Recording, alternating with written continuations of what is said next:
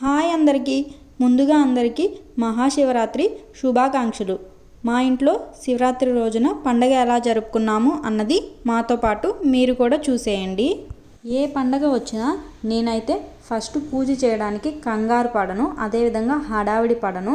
ఎందుకంటే మనం పూజ ఎలా చేయాలా, ప్రసాదం ఎలా చేసి స్వామికి పెట్టాలా, ఎలా పూజించుకోవాలా అన్న విషయంలో అయితే అస్సలు కంగారు పడకుండా హడావిడిగా చేసుకోను.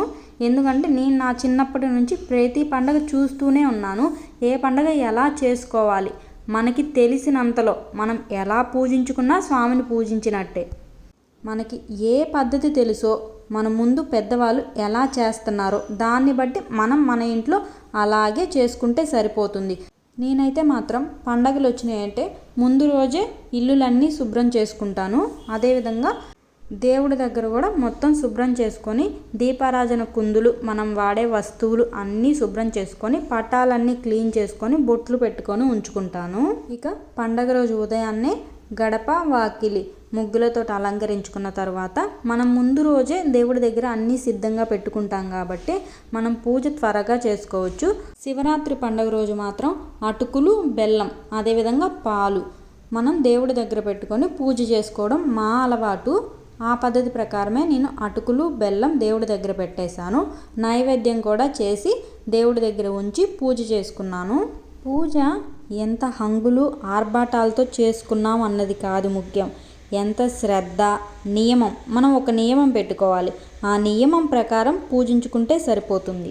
అంతేకాని మనం అయ్యయ్యో ఈరోజు ఇలా పూజ చేసేసామే, ఏమన్నా జరుగుతుందా, వాళ్ళు వేరేలా చేశారే, మనం ఈ విధంగా చేసుకున్నాం, ఇలా చేయకూడదేమో, ఇది కాదండి ముఖ్యం. మనకి తెలిసిన పూజ మనకు మనశ్శాంతిగా, ప్రశాంతంగా, శ్రద్ధతో ఏదో ఒక నియమం, మనం పాటించే నియమం, దాంతో పూజ చేసుకున్నా చాలు. ఆ శివయ్య మనం ఎంత శ్రద్ధగా చేశామన్నది చూస్తాడే కానీ ఎంత హంగులు ఆర్భాటాలతో చేశామన్నది కాదు. నేనైతే మటుకు ఈరోజు ప్రత్యేకంగా ఐస్ తోటి శివలింగం చేయాలనిపించింది. అదేవిధంగా చేసి దేవుడి దగ్గర పెట్టుకొని పూజించుకున్నాను. నాకు చాలా సంతోషంగా అనిపించింది.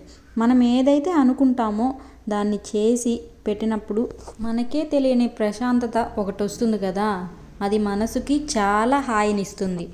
ఈ ఐస్ తోటి శివలింగం చేయడానికి నేను ముందు రోజు నైటే 2 సమానమైన కప్పులతో వాటర్, అదేవిధంగా చిన్న టీ గ్లాస్ ఉంటుంది కదా, దాంతో కూడా వాటర్ పోసి ఫ్రిడ్జ్లో పెట్టుకున్నాను. తెల్లారి మనం పూజ చేసుకునే సమయానికల్లా ఐస్ గడ్డగడుతుంది కదా, అది కొంచెం వాటర్లో ముంచి లేపితే ఐస్ అంతా ఊడొస్తుంది. అలా ఒకదాని మీద ఒకటి పెట్టేసి గ్లాస్తో చేసింది అన్నిటికంటే పైన పెట్టి చేసుకున్నాను. చాలా బాగా వచ్చింది.